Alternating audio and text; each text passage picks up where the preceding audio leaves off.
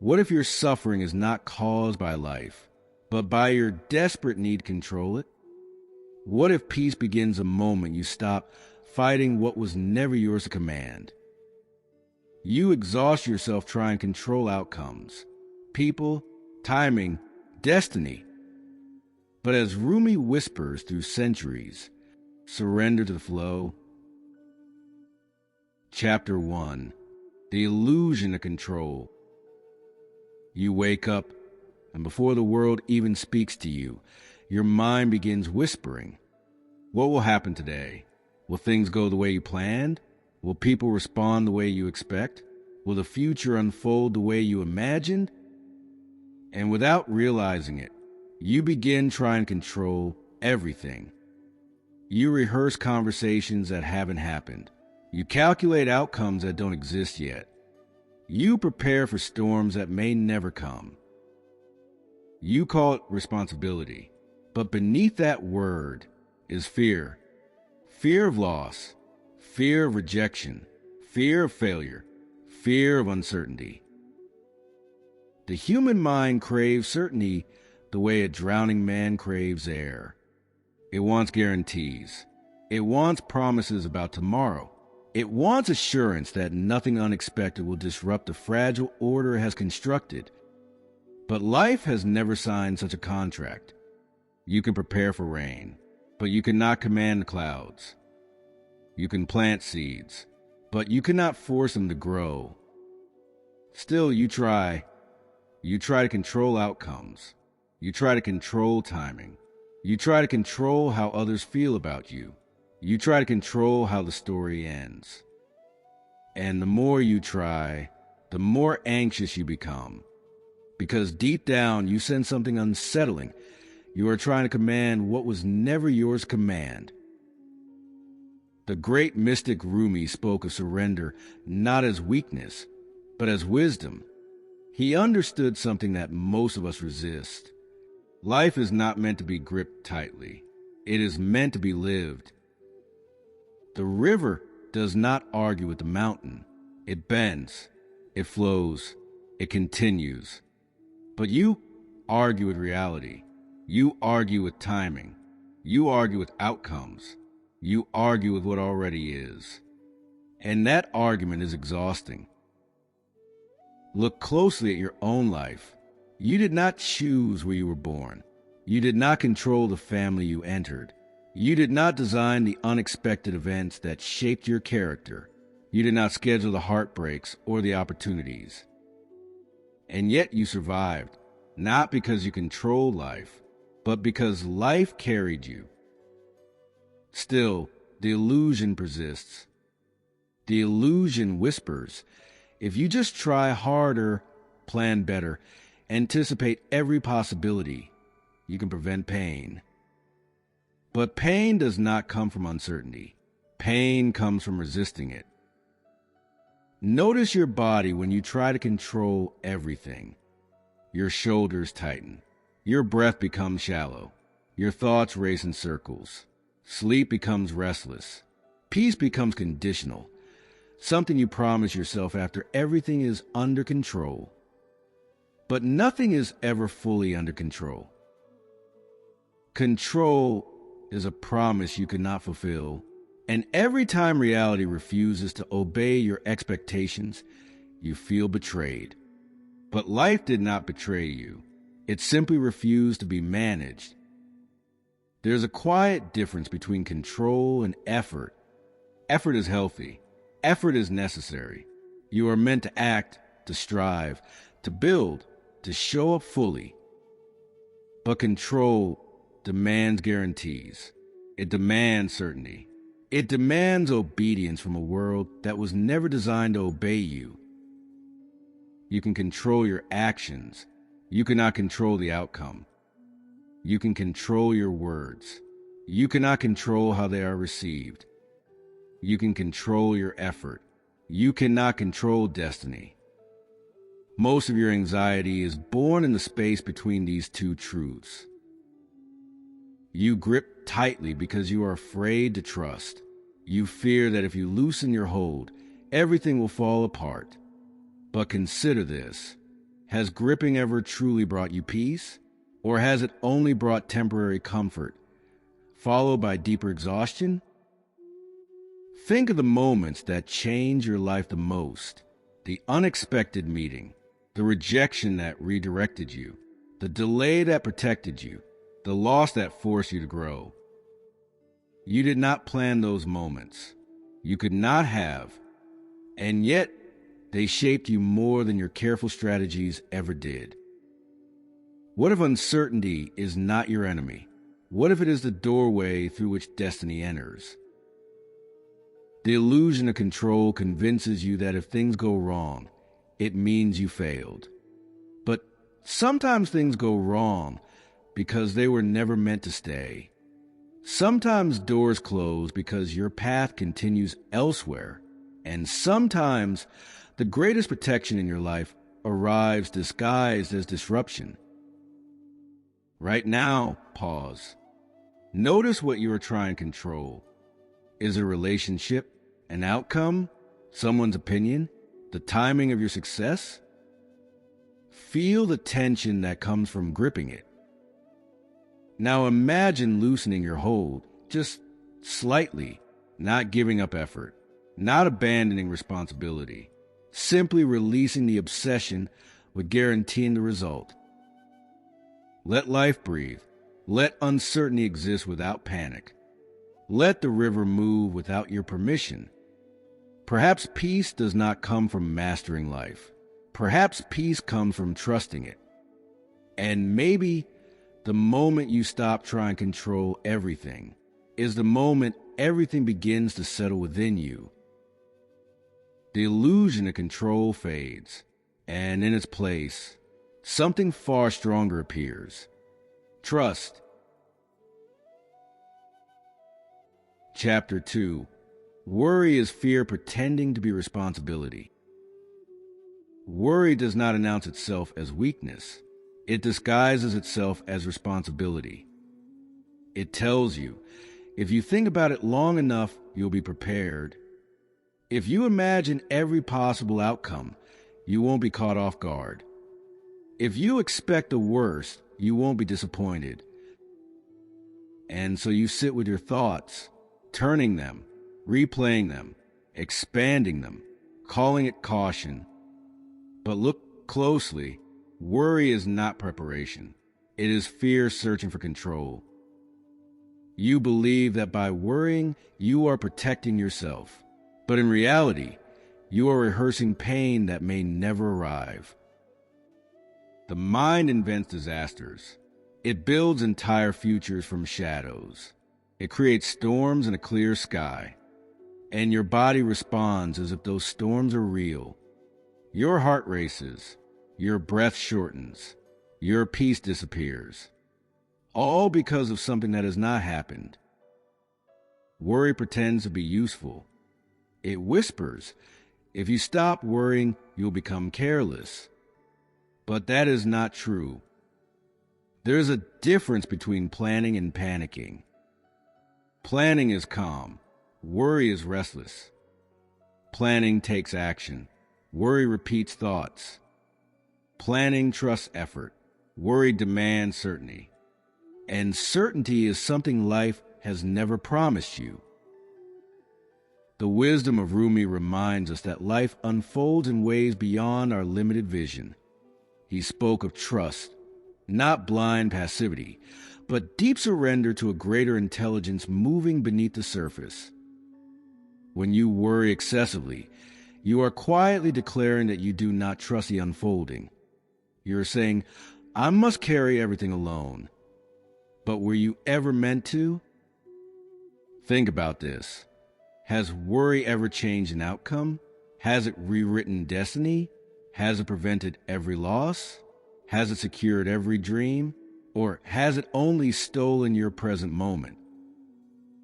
Worry pulls you out of now and throws you into a future that does not yet exist. It robs you of today in exchange for imaginary tomorrows. And the tragedy is this. When tomorrow finally comes, it rarely resembles the nightmare you created. The ego fears uncertainty because uncertainty reminds it of its limits. The ego wants to predict. It wants a guarantee. It wants control over timing, over results, over how others behave. But life resists such control. The river flows whether you analyze it or not. The sun rises whether you stress about it or not. Hearts change whether you obsess over them or not. So what then is worry truly doing? It is giving you the illusion of participation in things you cannot influence. It is a ritual of false control. You tell yourself, if I worry enough, I am doing something. But thinking in circles is not action. It is mental exhaustion. There's a quiet arrogance hidden inside worry. It assumes that you must manage every possibility. It assumes that if you do not hold everything together, everything will collapse. But look at your life. Before you learned to worry this way, the world still turned. Opportunities still came.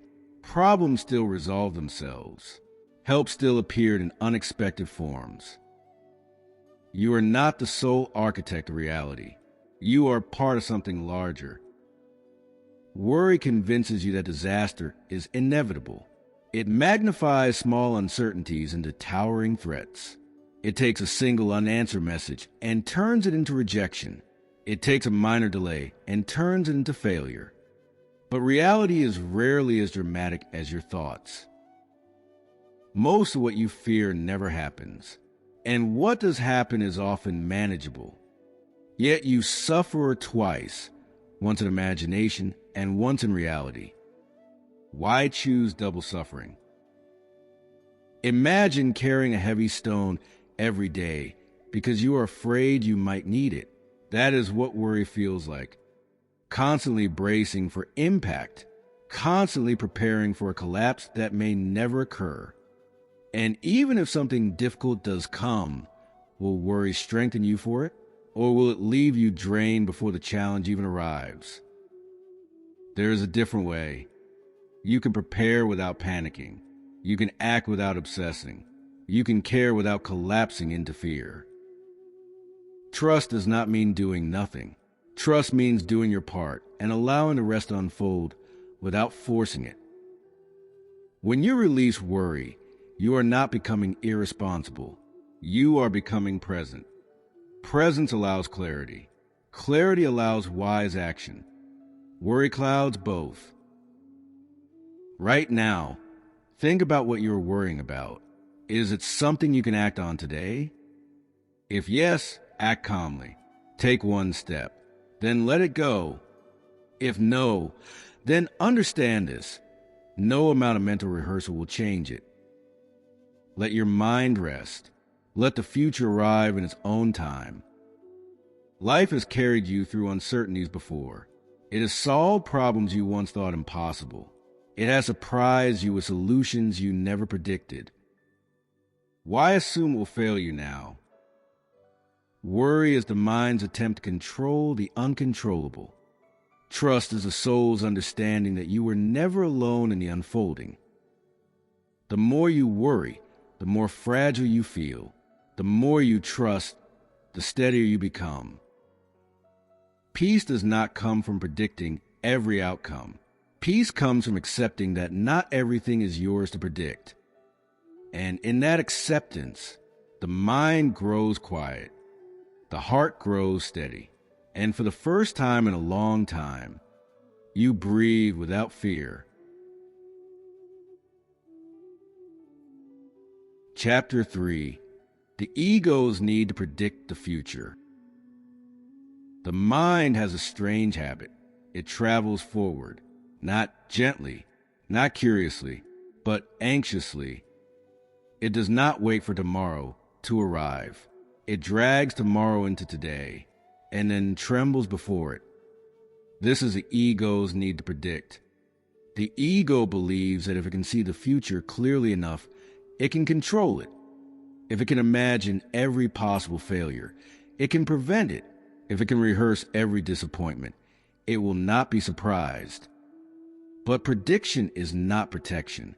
It is projection. You do not see the future. You see your fears painted onto it. A delayed response becomes rejection. A small mistake becomes catastrophe. An uncertain path becomes inevitable failure. The mind creates a story, and then it believes its own creation. This is how suffering begins, not from reality, but from imagination. The poet Rumi often spoke of the restless mind and the deeper intelligence beneath it.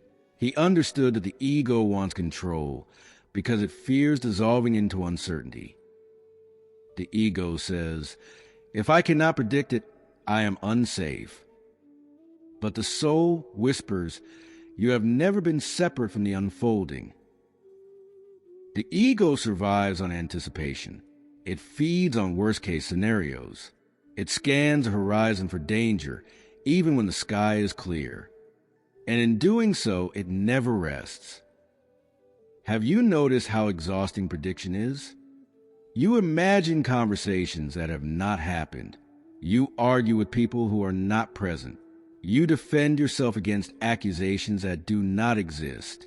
You rehearse apologies for mistakes you have not made, all inside your own mind. The future becomes a theater of anxiety, and you are both the writer and the victim of the script. But here is the truth.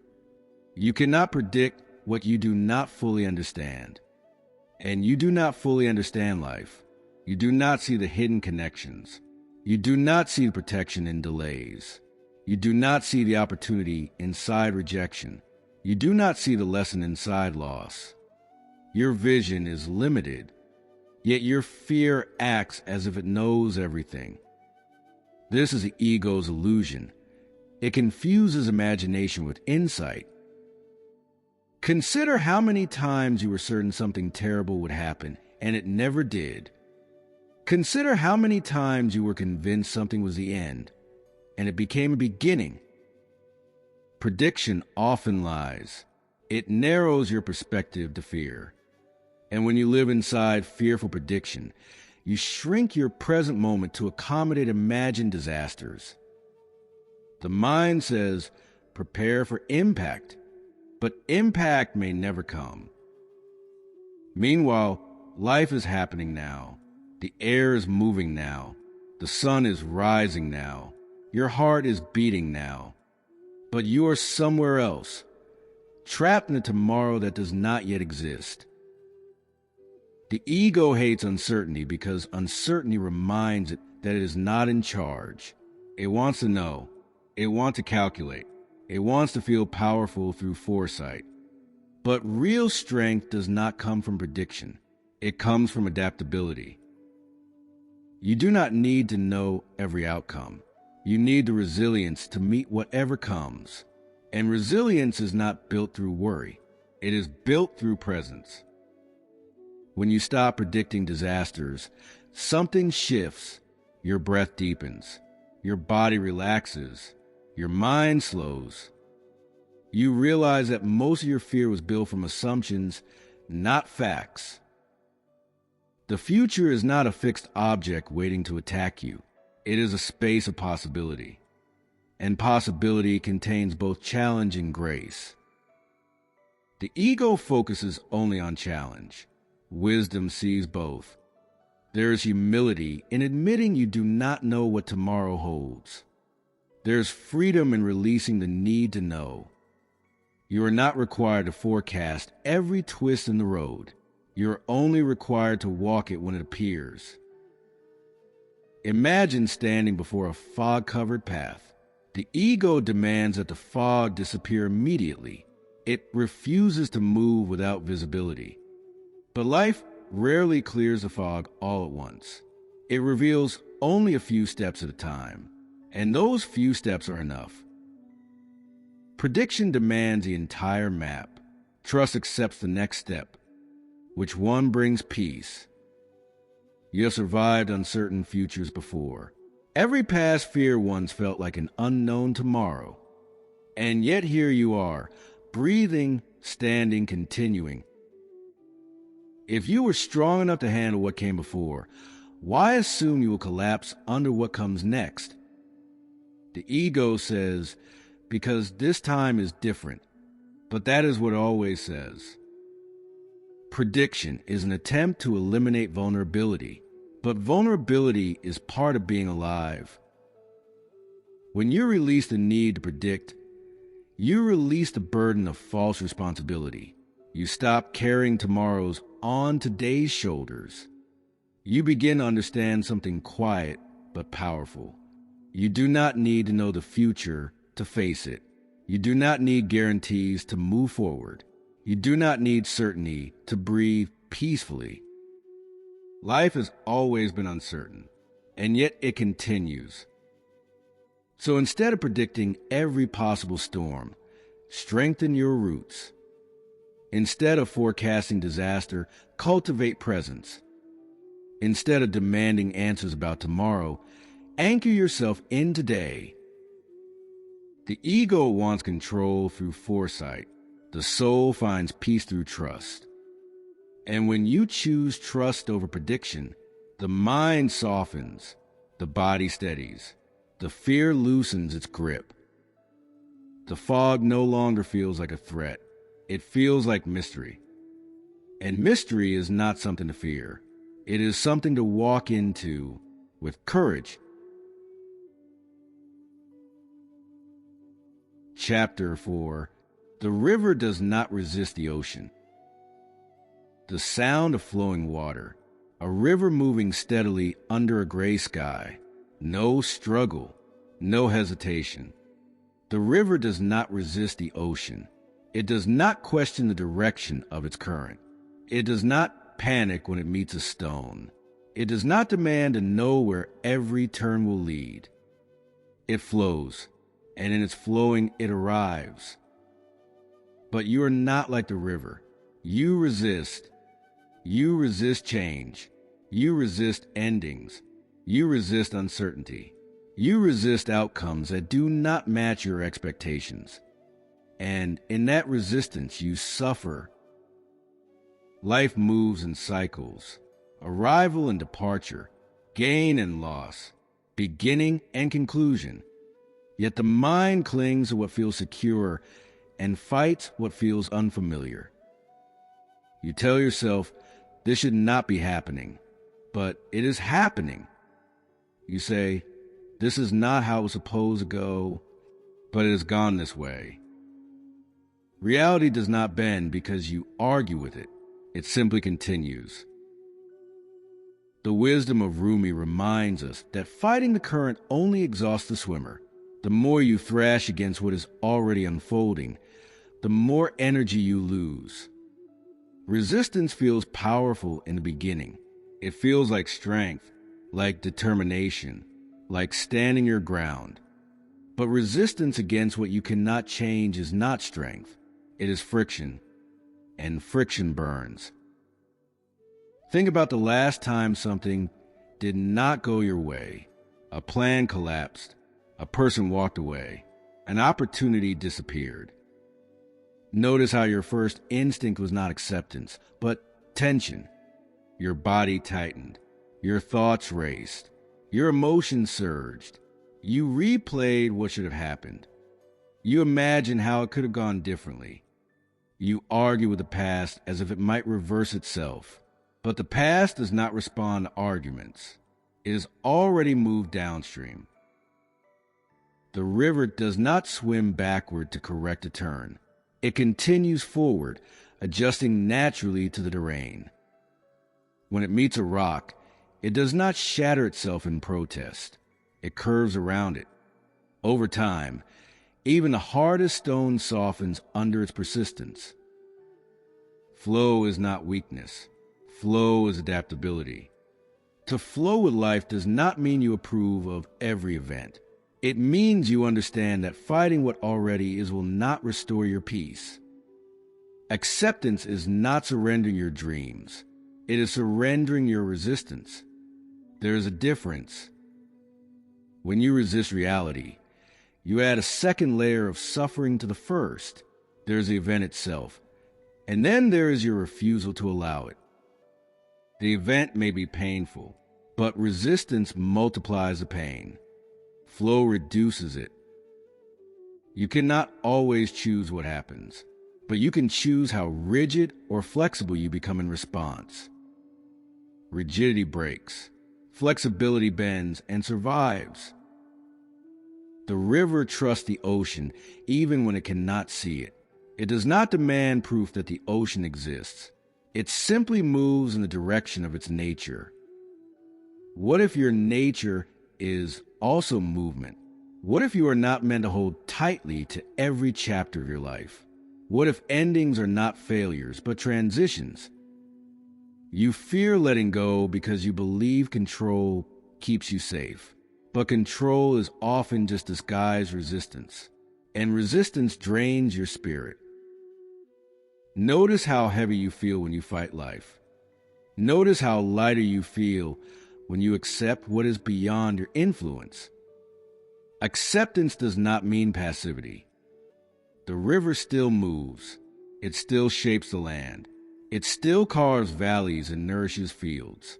But it does so without panic, without rage, without fear of its own direction. When something leaves your life, let it move. When something changes, allow the shift. When uncertainty appears, meet it without immediately declaring an enemy. Flow with the moment. This does not mean you stop acting. It means you act without forcing. You move without clinging.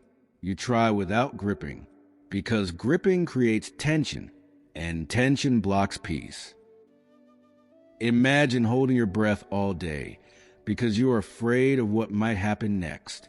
That is what resistance feels like. Flow feels like exhaling. Exhaling into uncertainty. Exhaling into change. Exhaling into trust. The ocean does not reject a river for the twist it took to arrive there. It receives it completely.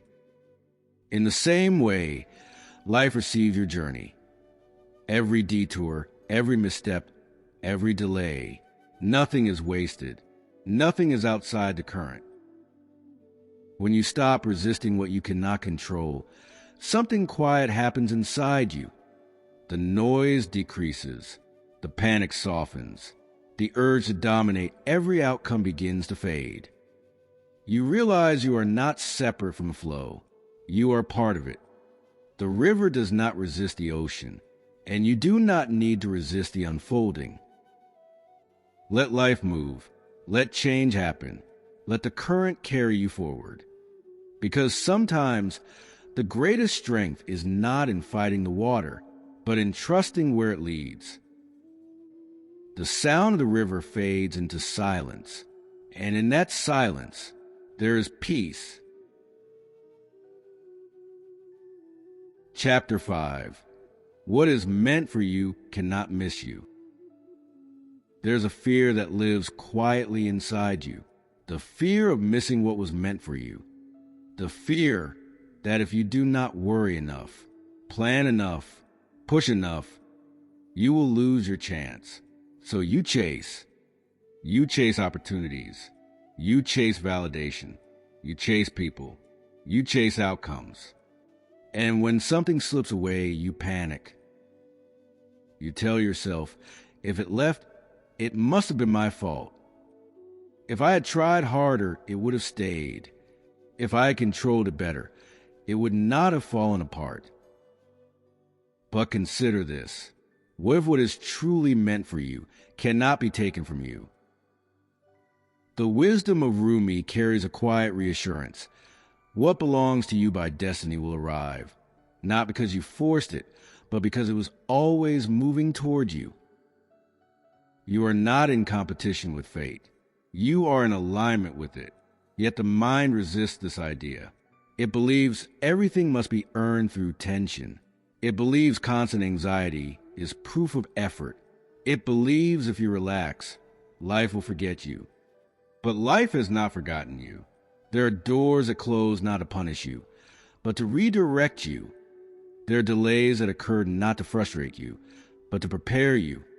There are people who left not to diminish you, but to make space for what fits more naturally.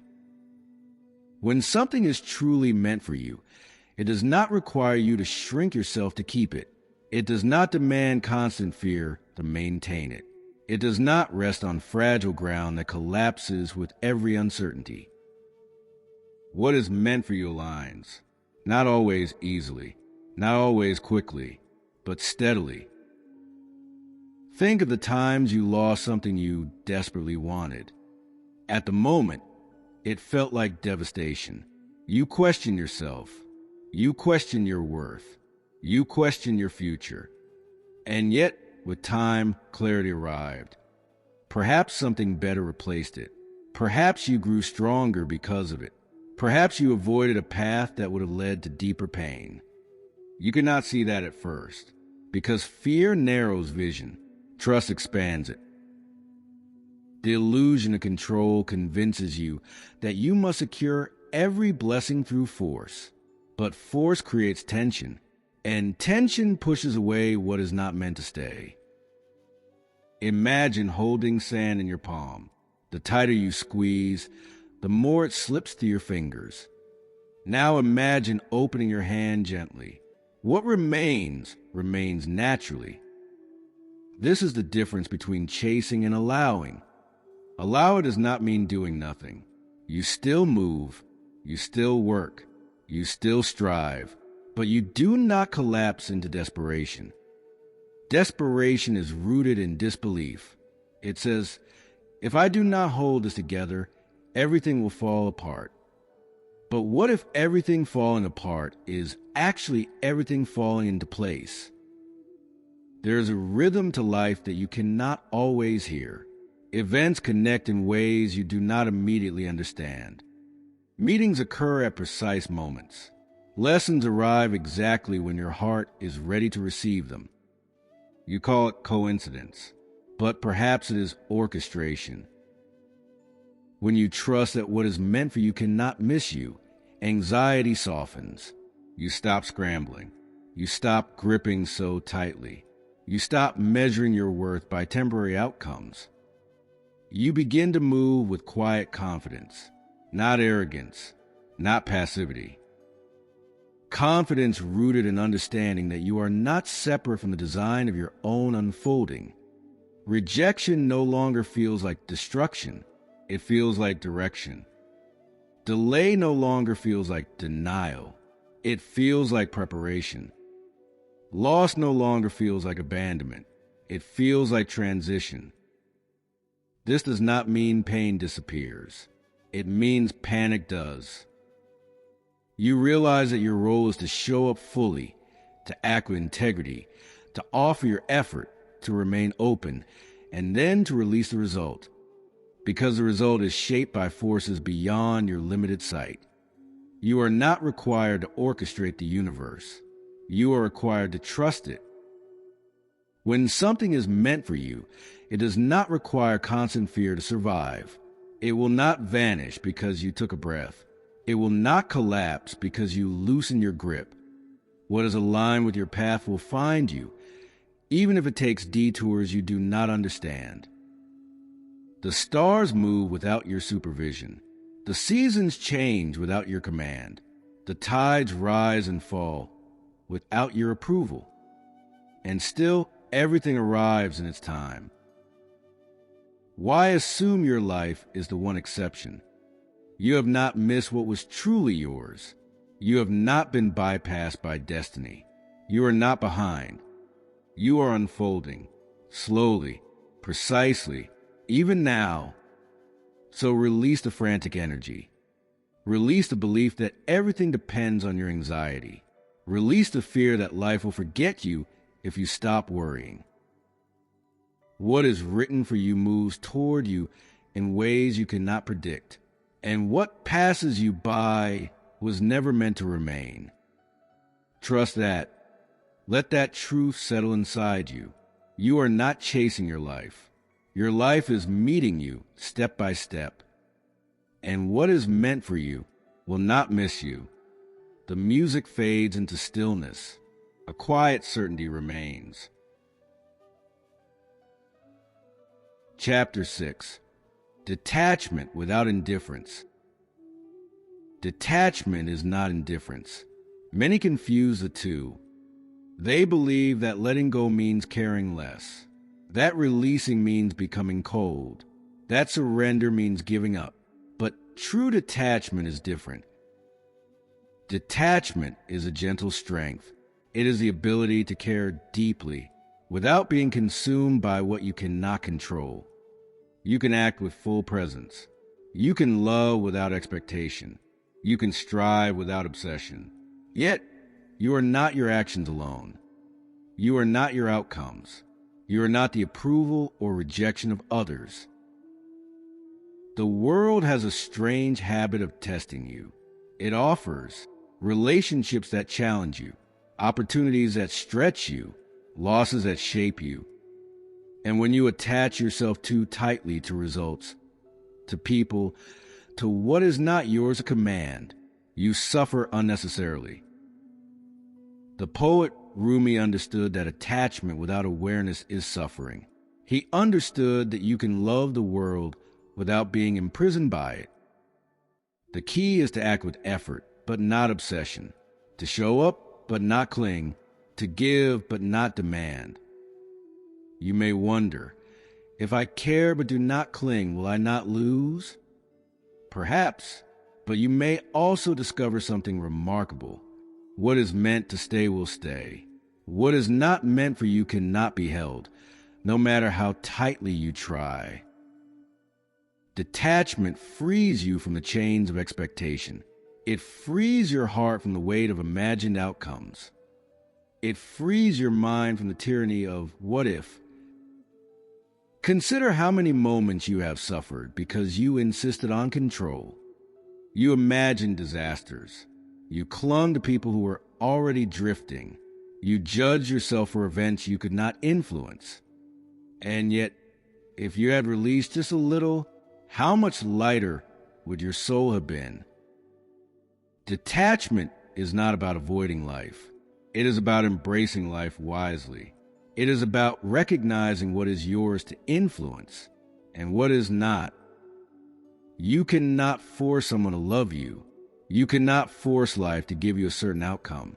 You cannot force destiny to bend to your timetable. But you can act with integrity. You can speak your truth. You can offer your best. And then let go. There is a profound serenity in this practice. A quiet that settles deep within. A strength that does not need to dominate. A wisdom that does not need to manipulate. When you detach without indifference, you begin to see clearly. You see patterns, opportunities, and paths that were invisible before. You see where effort matters and where it does not. You see what deserves your energy and what deserves your surrender. Attachment without awareness binds. Detachment with awareness liberates. Imagine carrying a cup filled to the brim with water. If you clench it tightly, you risk spilling.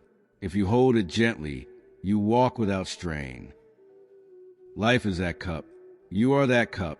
You can carry it with care without crushing yourself under the weight. This is the essence of Stoic wisdom. Care without obsession. Action without control. Love without imprisonment.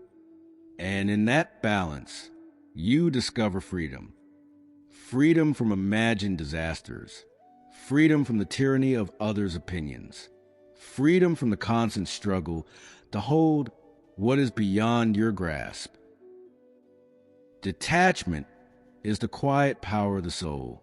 It allows you to participate fully in life while remaining untouched by the outcomes you cannot command. Walk your path with awareness. Act with effort. Love without grasping. Release without fear. And notice how peace slowly, quietly unfolds. Chapter 7. Freedom begins where control ends. We spend our lives chasing security, try to lock the future in a cage. We try to predict, to manipulate, to influence every outcome. We hold so tightly to people, events, and expectations that we forget what it feels like to breathe freely. The poet Rumi spoke of freedom as a state of inner alignment, not the absence of challenge, not the absence of responsibility, but the absence of unnecessary struggle. True freedom is a quiet understanding that you are not the ruler of the universe, that you are part of something much larger than yourself, that life unfolds according to laws, rhythms, and currents beyond your sight. Yet, the mind resists. It says, if I do not control everything, I will fail. If I do not hold tightly, I will be left behind. If I do not predict, I will be unprepared. And the mind is right to a point. Effort matters. Discipline matters. Preparation matters. But obsession with outcomes does not. Clinging does not. Worrying does not. Freedom begins in the moment you release the illusion that life must obey your plans. Imagine a bird in your hand. If you squeeze it too tightly, it struggles, it suffers, it may even perish. If you open your hand, it can fly, and perhaps return, perhaps soar elsewhere. You cannot control its flight. You can only offer it safety in space. So it is with life. You can offer your best. You can act with integrity. You can speak your truth. You can give love, guidance, and effort. And then you release. Release without guilt. Release without fear. Release without despair. This is freedom. The moment you stop trying to dominate the outcome, you stop being a prisoner of circumstance. You stop being a hostage of fear. You stop building walls around your heart that block both pain and joy. Freedom begins where control ends. It is not about abandoning responsibility.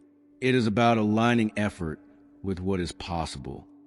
It is about acting without the weight of obsession.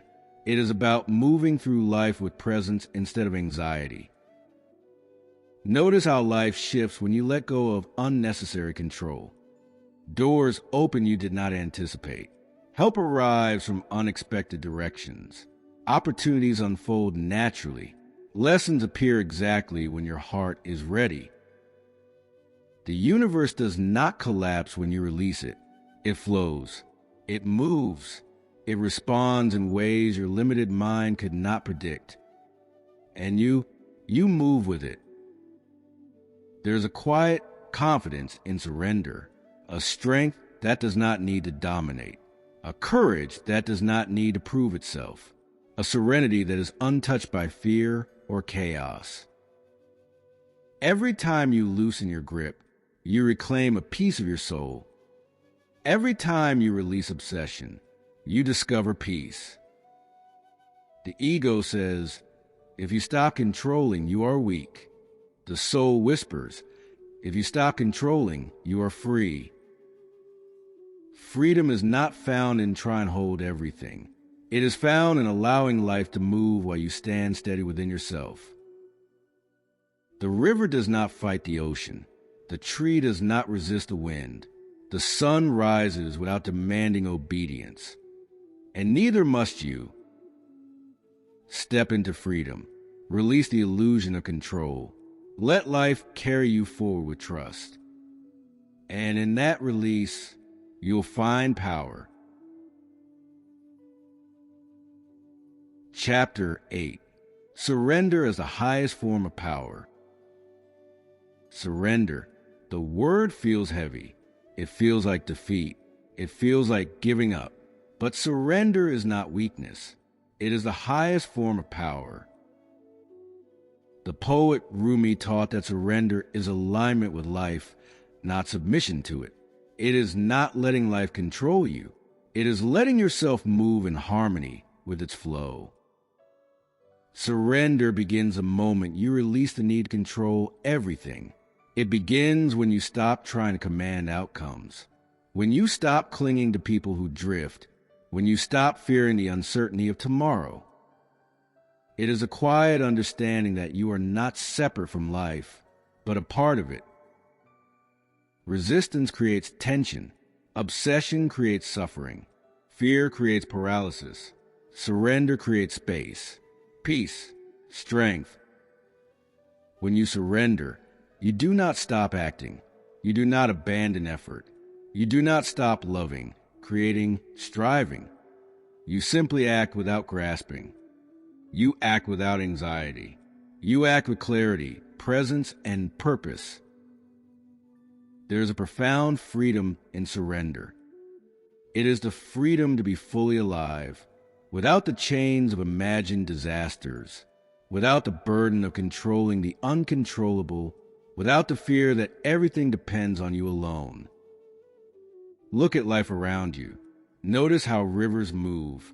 Notice how stars rise and set. Notice how the wind carries seeds across vast distances. Nothing resists its path. Nothing hurries its timing. Nothing collapses in fear, and neither must you. Surrender allows life to shape you without breaking you. It allows challenges to teach you without destroying you. It allows loss to guide you without shattering your spirit. When you surrender, you discover strength you did not know you had, calm you did not know you could feel, joy that is not dependent on circumstances. The greatest warriors of wisdom, the mystics and poets, did not fight life to bend it to their will. They surrendered, and in surrender, they became unstoppable. Surrender does not mean giving up on your dreams. It means trusting their unfolding. It means working with life rather than against it. It means moving with the current, not against it. When you surrender, you are no longer a prisoner of fear. You are no longer consumed by anxiety. You are no longer weighed down by outcomes. You are free, and in freedom, you find the greatest power of all, the power to live fully, to act with intention, to love without fear, and to meet each moment with a heart that is steady, open, and unshakable. Surrender is not defeat. Surrender is mastery. It is the courage to release what you cannot control, and the wisdom to embrace what life offers.